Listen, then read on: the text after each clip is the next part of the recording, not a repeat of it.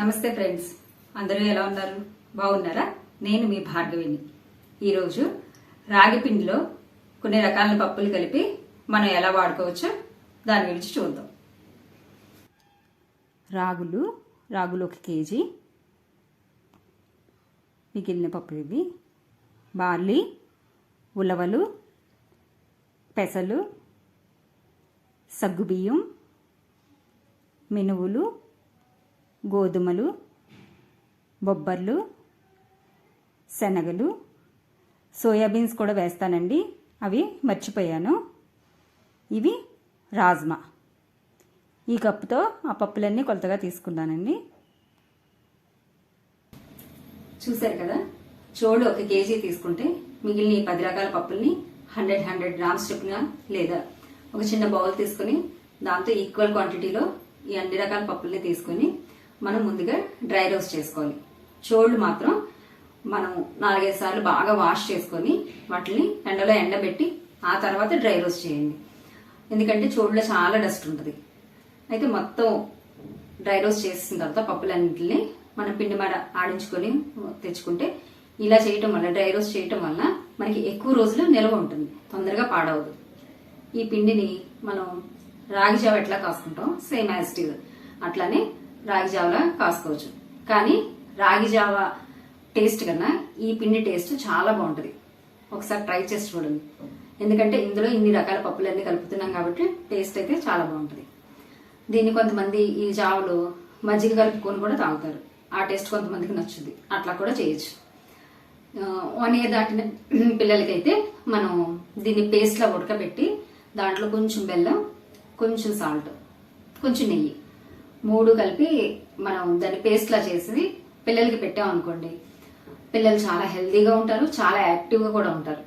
పిల్లలే కాదండి, ఈ పౌడర్ని మనం జావ రూపంలో కానీ లేదా ఏదైనా దోశ పిండిలాగా వేసుకుని టిఫిన్లా కానీ అలా తీసుకున్నాం అనుకోండి, మనం కూడా చాలా యాక్టివ్గా ఉంటాం.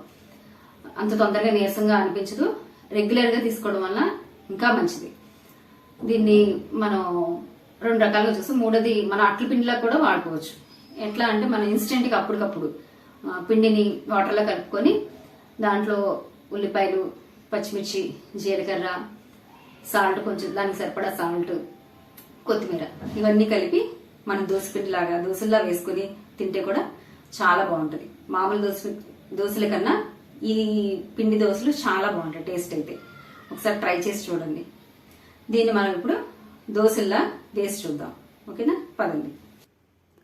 ఇదిగోండి, మొత్తం అన్ని రకాలు కలిపి పిండి మర పట్టించిన పిండి ఎక్కువగానే వచ్చింది. నేను 2 బాక్సుల్లో స్టోర్ చేసుకున్నాను. పిండి అయితే 2 కేజీల వరకు వచ్చిందండి. ముందుగా మనకి కావలసినంత పిండిని ఒక బౌల్లో తీసుకోవాలి. నేనైతే 3 గరిటెల పిండిని తీసుకుంటున్నాను. మీకు కావాల్సినంత పిండిని తీసుకోండి. దీనిలో టేస్ట్కి సరిపడా సాల్ట్ని వేసుకోవాలి. ఇది ఏ చట్నీ లేకుండా ఉత్తిగాను తినేయచ్చు, లేదా మీకు నచ్చిన చట్నీతో తినచ్చు. ఎలాగైనా బాగానే ఉంటుంది. అలాగే ఒక చిన్న ఉల్లిపాయని, ఒక పచ్చిమిర్చి, కొంచెం కొత్తిమీర, ఈ 3ంటిని చిన్న చిన్న ముక్కలుగా కట్ చేసుకోండి. నేను తీసుకున్న పిండికి ఇవి సరిపోతాయి. ఇంటి గట్టు మీదే కట్ చేసేస్తున్నాను అనుకుంటున్నారా? నేను కూరగాయలన్నీ ఇలానే డైరెక్ట్గా గట్టు మీదే కట్ చేసేసుకుంటానండి. నాకు ఇలా అలవాటు అయిపోయింది, ఈజీగా ఉంటుంది. అందుకే వీటిని కూడా నేను గట్టు మీదే కట్ చేసేసుకుంటున్నాను. ఇప్పుడు వీటన్నింటినీ ఈ బౌల్లో వేసుకోండి. ఇప్పుడు దీనిలోకి జీలకర్ర కూడా వేసుకుందాం. జీలకర్రని 1 టీ స్పూను వేసుకుందాం. అంటే ఇదిగోండి ఇంత వేసుకొని ఇప్పుడు వీటిని వాటర్ని కొంచెం వేసుకొని కలుపుకోవాలి. వాటర్ ఒక్కసారి ఎక్కువగా వేసేయకుండా కొంచెం కొంచెం వేసుకుంటూ దోశల పిండిలాగా కలుపుకోవాలి. ఇదిగోండి ఇట్లా కొంచెం కొంచెం వాటర్ వేసుకొని దోశ పిండిలాగా కలుపుకోవాలి. ఇప్పుడు స్టవ్ పైన పెనం పెట్టి అది కొంచెం వేడెక్కిన తర్వాత దాని మీద ఆయిల్ రాసి మనం మామూలుగా దోశ పిండి ఎట్లా వేసుకుంటామో అట్లానే దీన్ని కూడా వేసుకొని స్ప్రెడ్ చేసి దీని మీద ఒక మూత పెట్టి ఒక 2 minutes అలాగా వదిలేయాలి.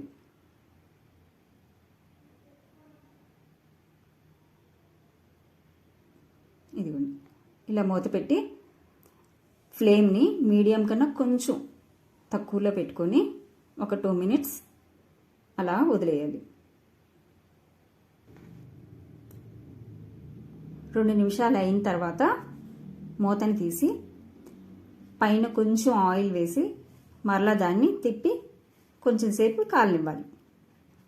అంతేనండి, మనం రోజువారీ మామూలుగా వేసుకునే దోశల కన్నా ఈ పిండితో వేసుకునే దోశలు హెల్త్కి హెల్త్, టేస్ట్కి టేస్ట్.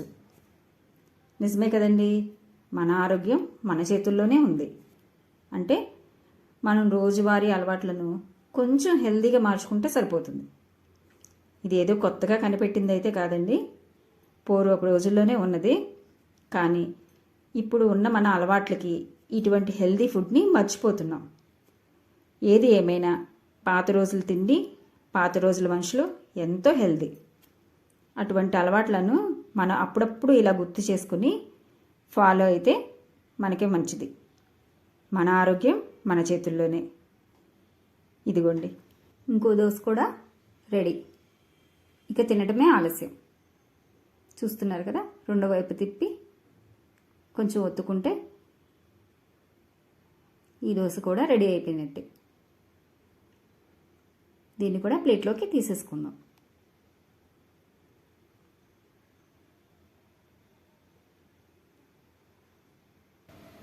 ఓకే ఫ్రెండ్స్, చూసారు కదా రాగి పిండితో మనం ఎలా దోశలు వేసుకోవచ్చో. ఒకసారి మీరు కూడా ఇలా ట్రై చేసి చూడండి. టేస్ట్ అయితే చాలా బాగుందని మీరే ఒప్పుకుంటారు. ఈ వీడియో కనుక మీకు నచ్చినట్లయితే please like, share and subscribe. Thank you.